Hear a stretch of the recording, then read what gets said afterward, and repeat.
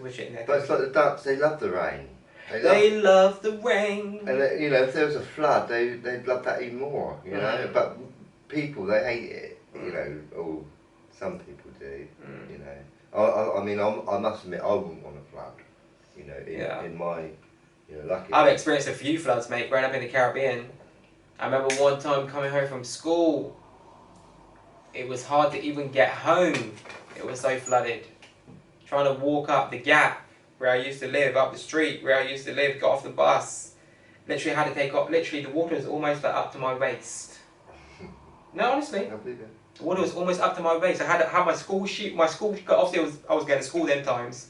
I had my school shoes and my socks and everything in my backpack, because obviously no point wearing them, you know what I mean, there's no point, I'm already, you know. So I've got them in my backpack, and I'm wading through this water trying to get home, and you know what I mean, all this water is running down the road, like, you know what I mean, and it's, oh mate, it's terrible. Terrible, mate. You know what I mean? You got to try not to get bloody washed away, Did mate. you stay at home? Because that's dangerous. No, but it happened during the day when we were at school. Oh, I see. It happened that bad. It just rained all day. Like from the time we got to school that morning, yeah, it just rained. Did you enjoy it? Huh? Did you enjoy it? It was kind of fun in a way, and there were some people, mate, that were doing some stupid shit during it. Literally, you know what I mean? One of these mates had one of these like rubber boats, and he was, you know what I mean? He was going up and down the gap in this rubber boat, up and down the street, this rubber boat. You know what I mean? Some people have fun. So that was quite funny. But trying to get home, and those times I used to have to pick my youngest sister up from school because my mum was working. Yeah. So my youngest sister is obviously much shorter. She was shorter than me. So the water's almost like up, you know what I mean? Like almost like not close to neck level, but almost close to neck level, if you see what I mean. And I'm trying to make sure she's okay, and I'm okay, and we trying to get across the street so we can go through the track to go up the other road so we can get to our house. Yeah. Oh mate, and that happened a few times, like a good 3-4 times while I was living there, where like it was flooded, like washed away plant pots. So those kind of experiences. People had like steps at the front of their house. Yeah. People's steps got washed away and shit. Mate, yeah. Yeah. I mean, when you experience those kind of things, you will never forget them, do you? You don't forget them, no. But that's, I mean, you just communicated something that happened to you from your past. Yeah, and shared it, you know? Definitely. And, you know, like, I think we all kind of know different things a little bit, you know? And sometimes, you know, like, we could learn together if we shared our past a bit, you know? Yeah. We could learn how to be better if we try to sort of be open and learn together. Yeah, well, that's what it is. It's sharing information. You know, that's how things get created. That's how people come up with ideas. How people come together and make great things happen. You know, look at all the architecture. Just say, for example, let's just use the architecture. One thing alone across the whole world. Yeah, look at the architecture of different buildings and different cities and places and everything that's been built up. Yeah, think about how much communication and planning and strategizing went in. Those big boats as well, you know. That's what I mean, to all this shit. Imagine, mate. So like, you know, you have to have, you know, great communication. Someone that's, you know, whoever's in control and in charge and running shit and overseeing shit has to be a great communicator. If you see what I mean, you know? Otherwise, you know, there's room for error. If you see what I mean, you know, and that's never a good thing, you know, especially if it's something important, you know. I mean, look, knowing words is, I mean, I feel that I know quite a lot of words really, but I feel that my vocabulary, I can't even say that word, Steve. What vocabulary? Yeah. That's because I've said it for a while, you know, Yeah. but, Yeah. you know, I know that there's a lot of words that I still learning today, if you see what I mean, yeah. You know, I'm still learning, you know, it's phenomenal. Yeah. You know, how many words are actually out there. It's phenomenal. Yeah. I mean, that's something, I feel that I only know probably 1/10 of the English language, to be honest with you, you know, because it's so big, isn't it? So vast. So complex, really, you know. Yeah. I think Broad I only spectrum. maybe 1% actually. I don't know. You know, Yeah. I might be pretty thick, really. You know, to be honest with you. You know, but you know, I know that maths I'm pretty good at. Yeah. Art, very good. Whatever. English. Well, I wasn't very good at that at school, to be honest with you. You know, I couldn't read or write when I left school. Yeah. You know, and that's something that I've really sort of slowly, you know, when I was 7, I didn't speak much either. Yeah, yeah, You know, I didn't say a lot of words, you know, I was a really quiet boy. Okay, yeah. You know, so, and then I started speaking, you know, and, you know, leaving school and started learning more words, you know, whatever, and, you know, taught myself basically to read and write, if you see what I mean, yeah. And now I love reading and writing, I really do, you know, do you know what I mean? Yeah. I love it, you know, but I feel that I'm a little bit behind, you know, because I used to be a bit of a drawer at school, you know, I used to draw and draw and draw. I wasn't interested in learning English, you know, I think, you know. Yeah. So I felt like I'm a little bit behind, but I'm happy with what I know now, you know. Yeah. But I know that I only know there's a lot of words that I could learn. Yeah. In life, you know. And, but it goes back to that thing of no one knows everything. And get my communication skills even better than they are now, you know. Yeah. I mean, even just now I got stuck on that word, you know what I mean? Because I was in it for a long time. Yeah. You know. Yeah. I mean, who knows it all? Do you know what I mean? Nobody knows it all, do they? No one. No one, you know. And even if you knew the whole English language, whatever, you'd have to learn. You know, you could learn French as well, you know, and German, you know. Yeah. And it just goes on and on, doesn't it? I mean, all the things that we can actually learn in this life is quite amazing. It's quite amazing, really. But I mean, like me, right? You know, the way I look at it, I'm a really little tiny living thing on this earth. Yeah. But I've got a huge imagination that can remember every star. You know, do you know what I mean? Yeah. And every flower, and you know, even though I'm a tiny ant, whatever, on this earth, my imagination is huge, and it can come up with some great ideas. Yeah. You know, and it can also communicate. You know, so it's an amazing machine.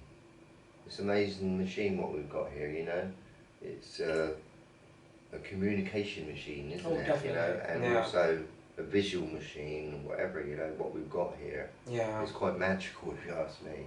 A medium in which we can put information out into the universe, out into the, you know, out into the ether. Well, the imagination is the only thing that sees the universe, isn't it, when you think about it? You know? I mean, if I died now, would to me, would the universe end? I know it would carry on for everyone else, but would all the stars end? You know, like I said, a blind man doesn't see the stars, does he? Or, you know, whatever. Yeah. So, if I drop dead, you know, I'm not going to be seen anymore, would I? Yeah. You know, so, I mean, when we go to sleep at night time, really, and you lay down, you forget about the stars, don't you? And then you wake up again, and it's all back again, you know, your memory's back, basically. Yeah. You know, it's all back. Yeah. All your communication skills are back as well. Whatever you've learned, whatever words you've learned, you know, and then you might learn a few more words that day, do you know what I mean? And your communication skills got a little bit more power now, you know, because you've learned 5 more words today, whatever, you know. You know, and I think, you know, it is an amazing machine we've got here, you know, but I don't think people realise how amazing it really is. You know, they don't really think about it until they actually talk about it like we are now. Yeah. You know, it is incredible what we got. We get so caught up in our day-to-day lives, mate. Sometimes we forget to sit down and think about, you know, real life shit. You know what I mean? And, you know, today we're all living the same reality. Yeah. You know, we're all sort of waking up to the same day, basically. You know. Kind of like Groundhog Day. A lot of people lives are like Groundhog Day, mate. Wake up and it's the same routine, rituals, same thing every day. You wake up and you might see the same person going to work at 9 o'clock, you know, that way. In all honesty, right, mate, honestly, I tell no word of a lie. Every morning when I'm walking, going to work, walking on the road, going down to work, there's 2 people that I see at the same time. I promise you. Yeah. Every single day. They both ride on a bicycle. The first one passes me at the top of the road every single day. As soon as I turn to go down the road and walk down the long road down to where I work, there's a guy that usually always passes me on the bicycle that says good morning. And then not long after that, there's another guy. When I get further down the road, there's another guy that passes me on the bicycle the same way. Always looks at me, you know. I look at him and just say good morning and keep it, you know, keep moving. But I think things I see slowly them. change, don't they? It's almost like, honestly, it can be like Groundhog Dog in a way, you know, Groundhog Day in a way, you know. See those, honestly, almost every single morning that I go to work, those, you know, see those blokes. There's two people every day. You know, it's funny. I think it's possible to sort of like live a life not a Groundhog Day, you know, like if you had enough, sure. well, if you had enough money, you know, like, and then like, you know, I mean, if I had super amounts of money, you know, I'd sort of like, would I stay here? Would I? I think I would actually, you know, because I'm quite content, you know. But let's say someone, all right, they might be one of these people that might go to London, stay there, you know, and then go somewhere else, you know. I'd say, and it's making your life different, isn't it? You know, and you're not meeting the same people because you're going to different places. You're not seeing the same things, you know, and you're making your life very, you know. I mean, basically, you do take everything with you. You take your eyes with you, your imagination. So when you do travel, you're taking your legs with you, everything, right? So everything that you all, you know, can remember from when you were born, you're taking with you wherever you go, you know. So, you know, it is kind of your home, isn't it? Where, you know, yourself, you know. It's like a tortoise, for instance, or, you know, they got a shell and they carry it home with them, don't they? Do you know what I mean? It's like if we had a shell on us, you know. You know, but people don't look at it like that. They look at this is their home, you know, where it's not really. It's you are your home.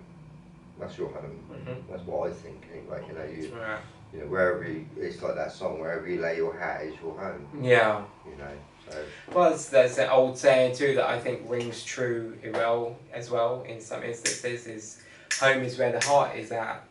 As they say, home is where the heart is. And I think that rings true in a lot of cases too, you know. As long as people are with their loved ones, sometimes people don't care where they are, you know. As long as they're with the people that they love and they want to be with and they want to be around and enjoy their company and, etc., you know. So yeah. We're living in a world of sort of like today, you know, like, it wasn't like this 100 years ago, mine, you know, but today you can phone up your mum. Yeah. You know, and she's, you know, on the other side of the world. Well, today you can call people via FaceTime and shit. Yeah. And literally see the person. You can literally see the person and talk to the person face to face. See the person in real time. Literally, you can call someone in Australia right now. They pick up the phone and talk to you, and you're just walking around talking to you. You can see them, they can see you, and you're just talking. That's the beauty of communication. No, I do talk to some people from Australia. I know. I do. Yeah, it's fine. I've done over the phone, you know. Yeah. And in America, I have done, you know. Yeah. You know, so yeah, we're living in a, you know, like I said, we didn't have this 100 years ago where we could do this. You know, I don't know whether it's done the world good, computers, or not. Yeah. I mean, it's kind of, you know, like it's made it kind of, I think it's changing the world. Well, it's with everything. This is the reality of life. Everything, almost everything, comes with pros and cons. Apart from me. Apart from me. Everything in life comes with pros and cons. Everything has a good side to it and a bad side to it, a flip side to it. The positives and the negatives. That is just the reality of life. Apart from me. It's duality. We live in a dualistic world, if you see what I mean. That's where the whole concept of yin and yang comes from. You know, we live in a dualistic world. Everything is duality. Positive, negative, up, down, left, right, hot, cold, you know, etc. You know, it's, you know, you have contrasts, extreme polar opposites and contrasts. You know, that's just how life works. You know, I think with the internet and with all these kind of things, that'd be a different topic for another day. You know, just the internet itself. You know, because that's a lot. We could talk a hell of a lot about the internet. But yeah, the internet itself is both, obviously, you know, Well, it's a is good and bad. It's you a know? communication machine, isn't it? Well, not only that, but the For everyone. internet, the amount of information that is accessible on the internet is absolutely phenomenal, like you were saying earlier, and it is just almost infinite. Well, that grows. People can look up anything they want today, pretty much anything they want to find out about, and they will be able to come up with different sources, different articles, different statements, different information in regards to the topic that they were interested in and they want to research, if you see what I mean, you know. So it's, you know, like, I think it's you know, and not only that, but as we know, sometimes the internet has its bad sides as well. Well, I think you can't blame the internet. You know what? You have to blame people. You can't be blaming the internet when you think about it, because all the internet is a device for people. It's the people that use it in a bad way to do bad things that are responsible. Yeah, it's the same thing with guns. Obviously we don't live in America, but like it's the same thing with guns. Let's say guns don't kill people. People with guns kill people. You get what I'm trying to say? The gun doesn't shoot itself. That's what I'm trying to say. If you get what I'm saying. You know what I mean? I don't know if you get what I'm trying to say. Yeah, you can't blame... You have to blame the people that use these things. So like when it comes back to the internet, it's like you have the people that use it and do like things that they know they shouldn't be doing on it, whether it be like, say people are married and they're talking about you know what I mean, like talking to other people online and shit like that. If you see what I mean, that can be causing problems in people's relationship, and that was caused by that person using the internet in a malicious kind of way. If you see what I mean. You know? Well, I personally don't really necessarily blame the people. No. I don't. Alright, yeah. What I blame, it's like, you know, like drink, for instance, yeah. Alcohol. You know, it's out in the shops, whatever, you know. And you can't blame the people, you've got to blame the people that put it there. Yeah. You know, the government or whatever, or allow it there. You know, there's a lot of things I think that goes on out there, and the government don't do anything about it and allow it to happen. And it's like, for instance, you know, there is soft porn on the internet, whatever. Okay, I think that's okay a little bit, but that's, you know, kids go on the internet. You know, we got to think that's wrong. You know, you can't. Well, you can't have to. Today, the blessing about that is today, though, mate, is that you can actually put restrictions on your computers today. Yeah. Where no pornographic and no forms of pornographic imagery or websites or anything will pop up with that restriction on. Once you turn that restriction on, nothing with no explicit content of any kind will come up in any search engines, if you see what I mean, if that makes sense. But sometimes, like when I'm searching things, whatever, sometimes I'll sort of suddenly see some woman put a dildo over one. That's what I mean. Something that you didn't even want to see. I mean? So you've got to be quite a, you know, to be on the internet, you've got to accept a lot of things in a kind of way. You do. Even the other day, talking about the internet, I was online watching a series that I like to watch. Yeah, I couldn't find it on Netflix. So I was watching it online on my phone. So obviously, I was watching it on this website online, and just before the video started, one of those things popped up, like an ad. Mm-hmm. An ad saying, "Oh, my name is Natasha," or some shit like this. A naked woman saying, "Oh, I'm free tonight," and all this type of shit. You know what I mean? It's like, fuck, like, you know what I mean? Like, why? Like, I've come here to watch a series, like a film series that I've been watching that I thought was really good, you know? And all of a sudden, just before the video started, while it was loading, you know, this bloody thing pops up, you know, do you want to see me tonight? And all this type of shit, you know? Yeah, no, it's we're living in a sort of strange, sick world where people are doing things that they should be doing, do you know what I mean? But they allow, you know, the government don't do anything about it because they're probably making a bit of money from it. Oh mate, all these industries are all these industries are billion-dollar industries. I mean, some of these big porn sites, you know, like for instance, there's one called RedTube, yeah. It's a big. It's I don't know who owns it, right? But it's a big site. Do you know what I mean? And you know, it's phenomenal how much money they make out of it all in a kind of way. You know, but to me, it's. I think the internet needs to be cleaner. You know, and these people that are putting all this sick stuff on there, really, you know, and it is sick. I think, you know, and I think it should. You know, these people should be locked up. You know, and they could find out who did it. You know, whatever you put on the internet, they can find out who did it. I tell you what, though, right, mate. Some people don't realise, right, mate, is that porn can be unhealthy for a lot of people. Yeah, there's people that get addicted to porn, and when they end up having sexual relations of any kind with their wife or their missus or their girlfriend or whatever, it's not the same, is it? They can't even, you know what I mean? They can't even like get in the mood. They're so addicted to having that fantasy of porn that's the only way they can get aroused or excited. And that is an illness. That in itself is an illness, if you see what I mean. There's people out there that people don't even realise, like... It's damaged. It's not only that, but they've actually scientifically proven that it affects a part of your brain. Yeah? Some part of your brain that has a negative impact on your brain. Somehow has a negative impact on a particular part of your brain, if you see what I mean, you know. And it's just...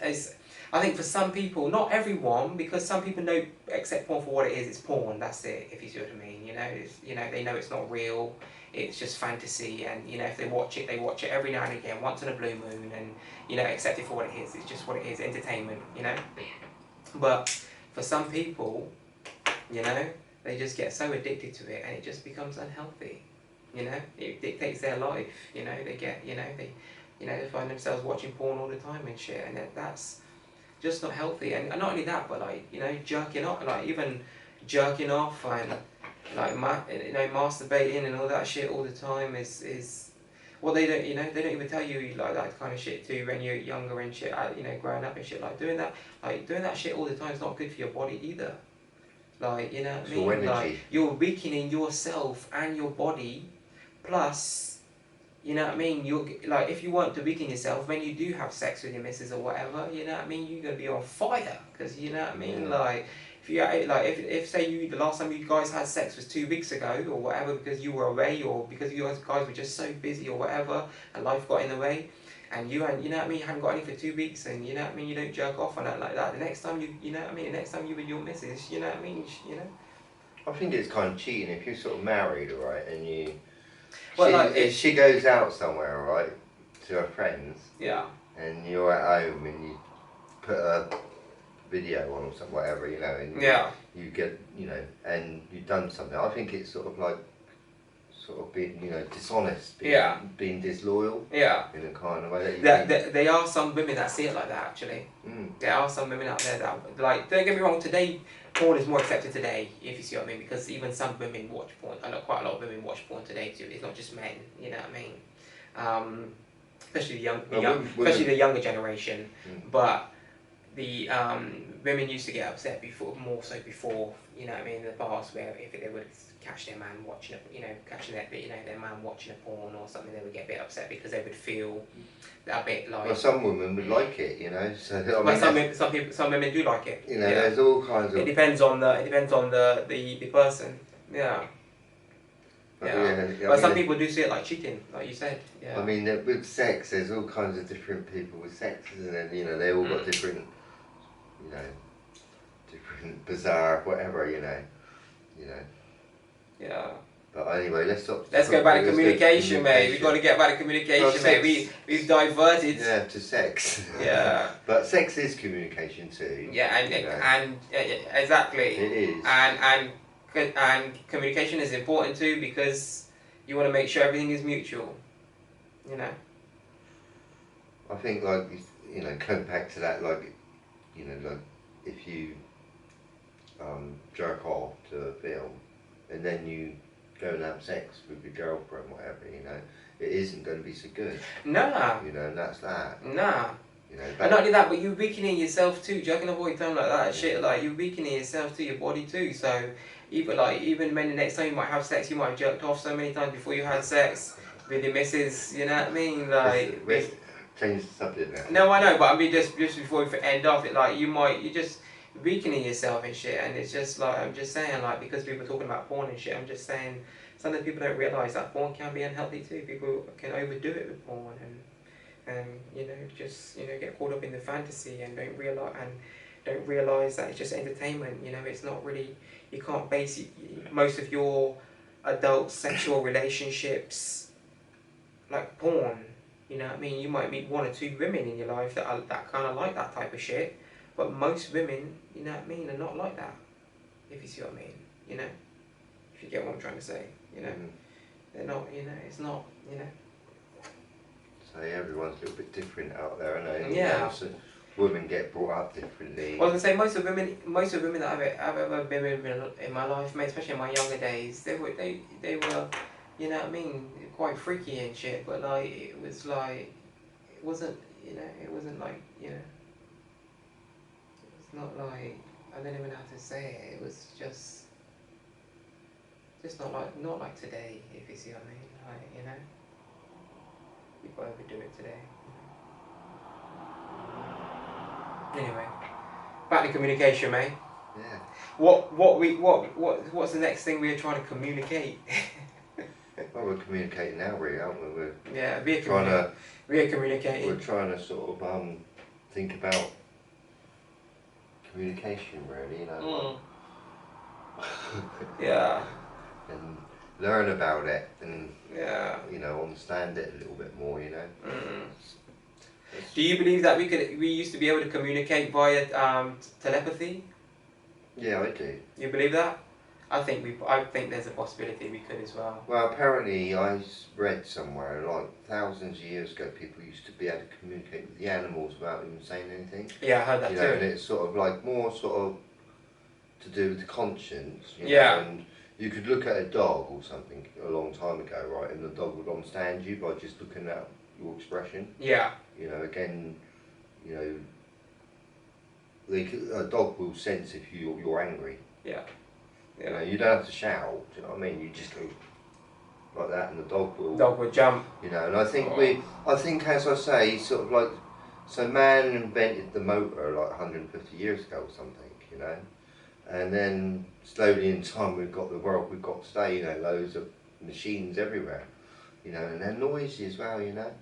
And all this noise buzzing around basically is kind of annoying us a little bit, quite a lot really, every day.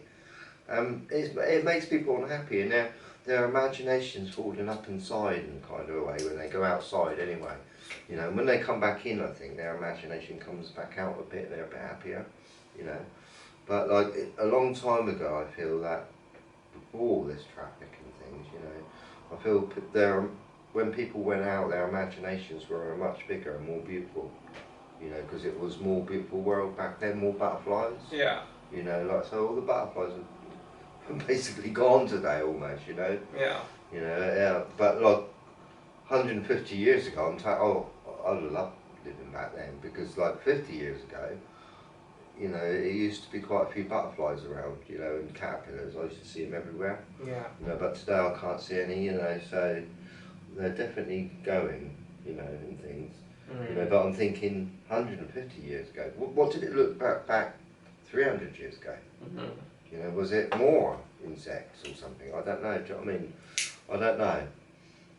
But I know that they're actually all dying off. You think about all these cars and roads, going about every day.